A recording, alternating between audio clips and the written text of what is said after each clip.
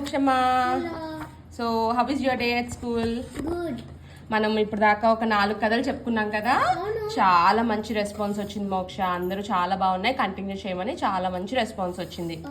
So మనం ఇది కథలు చెప్పుకోవడమే కాదు కదా, మనం అది లైఫ్ లో ఎలా ఇంప్లిమెంట్ చేస్తున్నాం అనేది కూడా చాలా ఇంపార్టెంట్. సో ఆరోగ్య రహస్యంలో నువ్వు ఏం నేర్చుకున్నావు, అది ఎలా ఇంప్లిమెంట్ చేయాలో నేను చెప్తా.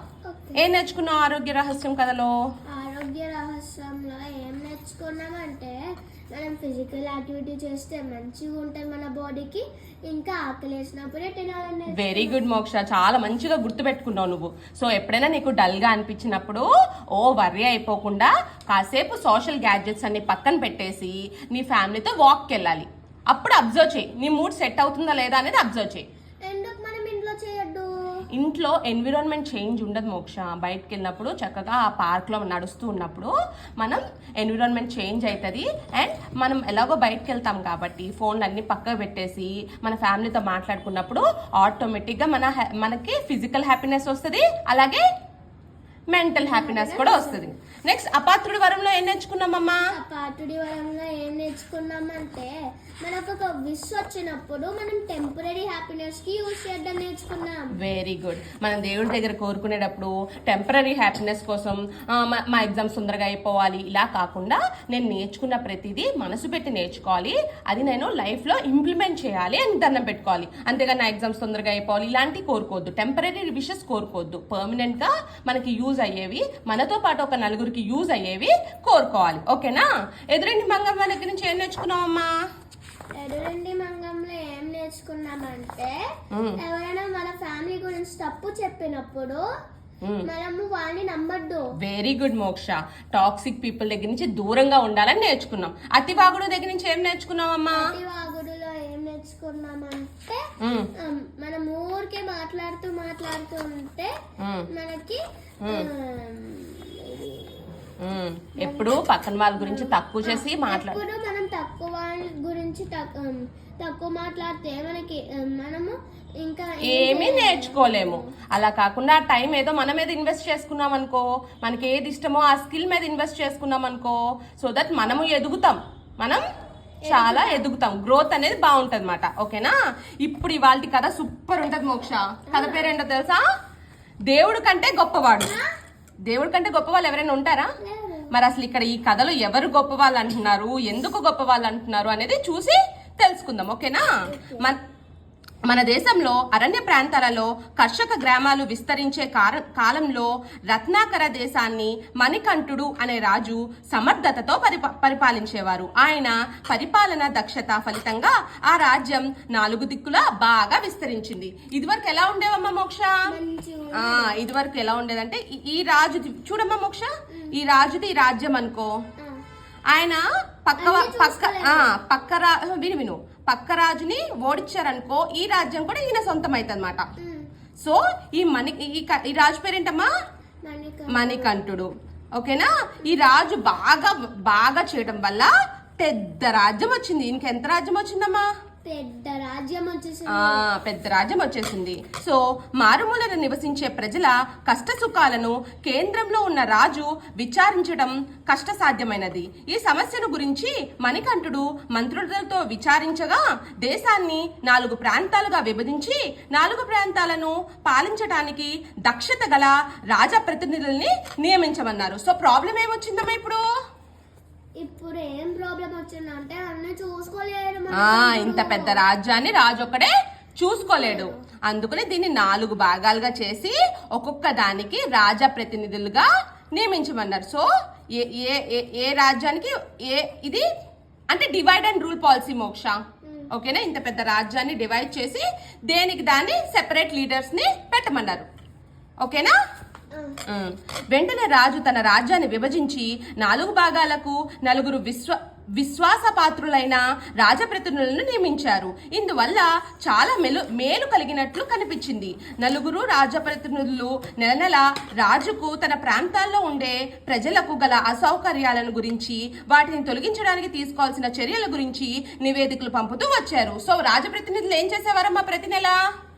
ఎప్పుడో ఒక మీటింగ్ లాగా కాదు ఆ పీపుల్లో ఏమన్నా ప్రాబ్లమ్స్ ఉన్నాయా అయ్యి ఇప్పుడు చూసుకునేవాడు. ఈ పాటలో ఏమైనా ప్రజలకి ఏమైనా ప్రాబ్లం వచ్చిందనుకో ఈ రాజు ప్రతినిధి తీసుకెళ్లి రాజుకి చెప్పేవారు. సో దట్ రాజుకి ఈజీ అయ్యేది మాట ఎవరికి ఎక్కడ ప్రాబ్లం ఒక ప్రాబ్లం వస్తే దానికి సంబంధించిన హెల్ప్ చేస్తారు అన్నట్లు. ప్రాబ్లం కి తగ్గట్టు రాజు రియాక్ట్ అవుతాడు. ఓకేనా. రాజ ప్రతినిధులు రాజు పట్ల భక్తి విశ్వాసాలు వారంటానికి సందేహం లేదు. కానీ అందువల్లనే కొన్ని చిక్కులు బయలుదేరాయి. వారిలో ప్రతి ఒక్కడు తన రాజ్య భాగం మిగిలిన వాటికన్నా ఉన్నతంగా తయారు కావాలని తమలో తాము పోటీ పడ్డారు. ప్రజలను ఉత్సాహపరచడానికి వారు ప్రాంతీయ అభిమానాలను రెచ్చగొట్టారు. ఇక్కడ ప్రాబ్లం ఏమొచ్చిందంటే మోక్ష, ఈ రాజ్యం వాళ్ళు ఓన్ గా గ్రోత్ చూసుకోకుండా పక్క వాళ్ళతో కాంపిటీషన్ పెట్టుకునే వాళ్ళు. ఏం పెట్టుకునే వాళ్ళమ్మా? పక్క వాళ్ళతో కాంపిటీషన్ పెట్టుకునే వాళ్ళు. ఎప్పుడైనా సరే మనం పక్క వాళ్ళతో కాంపిటీషన్ పెట్టుకోవచ్చా? పెట్టుకోకూడదు. ఏమైనా కాంపిటీషన్ పెట్టుకోవాలంటే మనలో మనమే పెట్టుకోవాలి. నిన్నటికన్నా మనం ఇవాళ బెటర్ గా ఉన్నామా లేదా అని పెట్టుకోవాలి తప్పితే పక్క వాళ్ళతో కాంపిటీషన్ పెట్టుకోకూడదు. ఓకేనా. రాజ్యం అంతటా ఉన్న వాళ్ళంతా ఒకే జాతి వాళ్ళు కారు.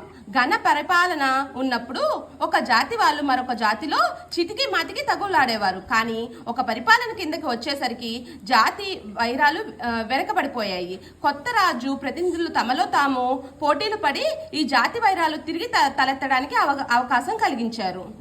ఇదివరకు ఇలా ఉండేది కాదు. మొత్తం అంతా రాజే చూసుకునేవారు.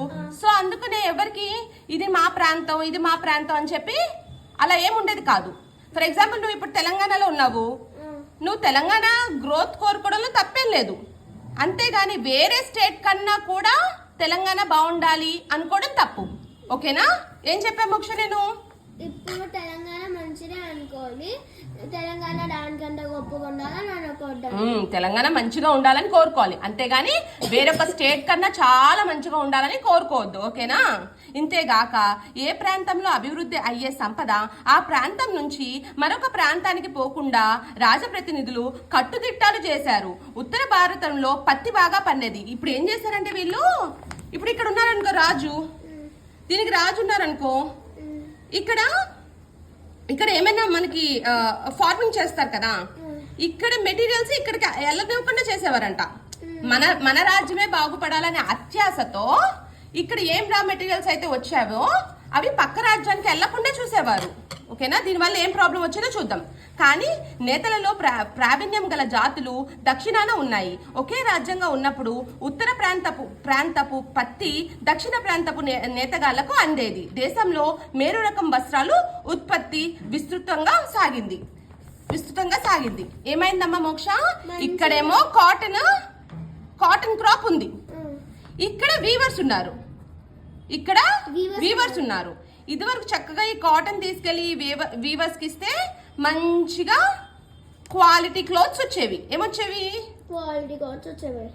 కానీ ఇక్కడ వీళ్ళు కాటన్ ని ఆపేశారు. కాటన్ ఆపేసి ఏం చేశారమ్మా ఇప్పుడు చూద్దాం. ఓకేనా. కానీ ఇప్పుడు ఉత్తర ప్రాంతపు రాజప్రతినిధి తన ప్రాంతంలో తయారయ్యే పత్తిని దక్షిణానికి పోనివ్వకుండా తన ప్రాంతంలో వారినే నేత నేర్చుకోమన్నారు. ఈ పరిస్థితిలో దక్షిణ ప్రాంత రాజప్రతినిధి ఇతర వంటలు చక్కగా పండే పొలాలలో పత్తి పండించసాగారు. మా ప్రాబ్లమ్ ఇక్కడ వాళ్ళు కాటన్ వీళ్ళకి పంపించకుండా ఏం చేశారో తెలుసా? ఇక్కడనే వీవర్స్ ని తయారు చేసుకుందాం అని చూశారు. ఇక్కడనే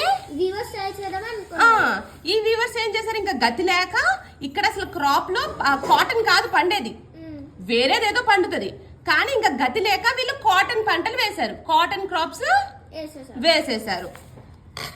ఈ విధంగా మంచి నేతగాళ్ళు చోట మంచి పత్తి లేకుండా పోయింది, మంచి పత్తి ఉన్న చోట మంచి నేతగాళ్ళు లేకుండా పోయి వస్త్రాల నాణ్యత బాగా దెబ్బతింది. సో ఇప్పుడు ప్రాబ్లం ఎక్కడికి వచ్చింది?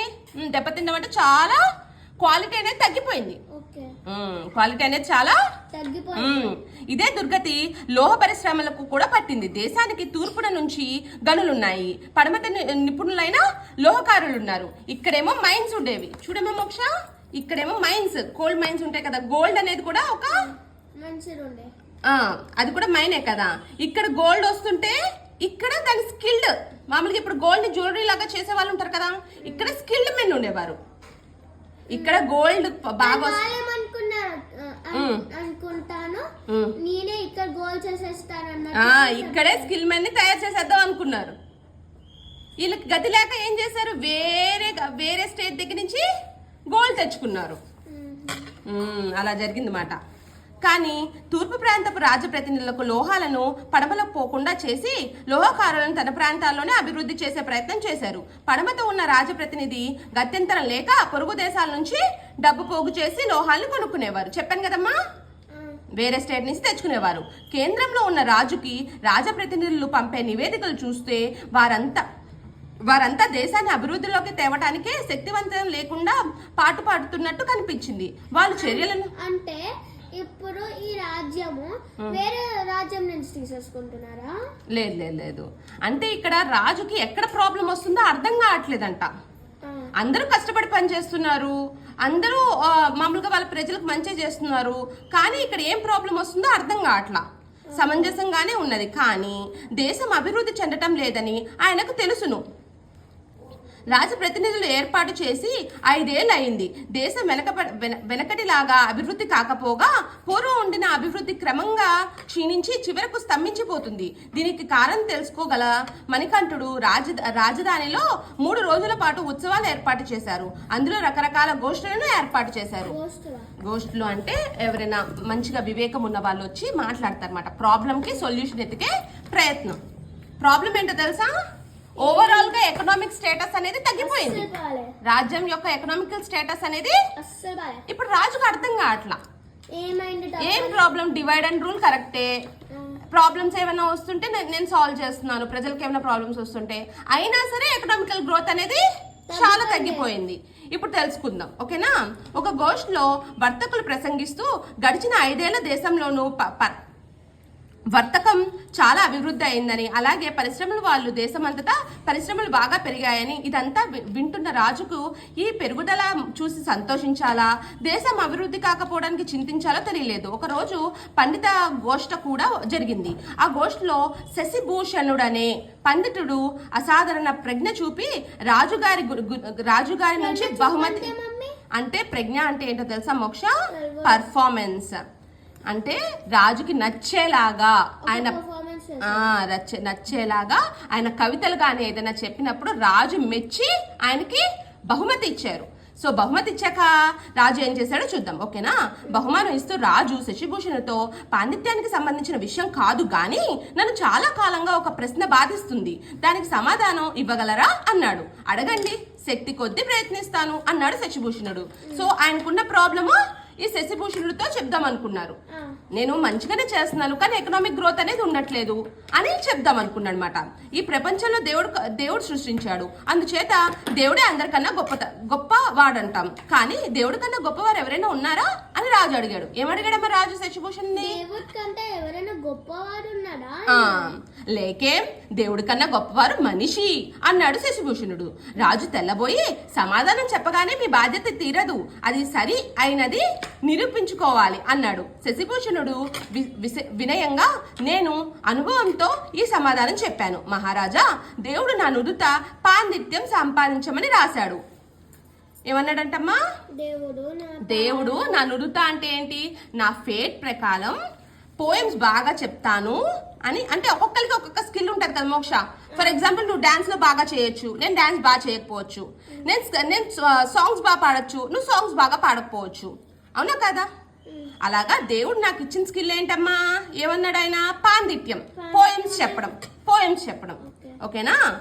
దాని ఆధారంగా నేను ఉత్తర ప్రాంతంలో బోధకుడిగా యువకులను విద్య చెబుతూ ఉండేవాడిని. కానీ నేను తూర్పు ప్రాంతానికి చెందిన వాడిని కావడం చేత నా ఉద్యోగం పోయింది అన్నమాట. జాబ్లెస్ గా అయిపోయాను. అసలు జనరల్ గా ఈయన ఏంటంటే ఈ ప్లేస్ లో ఉండే ఆయన వేరొక ప్లేస్కి వెళ్ళి టీచర్ జాబ్ చేసేవాడు. కానీ ఇప్పుడు ప్రాంతీయాల కింద విడిపోయింది కదా. వాళ్ళు ఏం చేశారు, ఇందాక మనం మాట్లాడుకున్నాం కదా, లీడర్స్ ఏం చేశారు,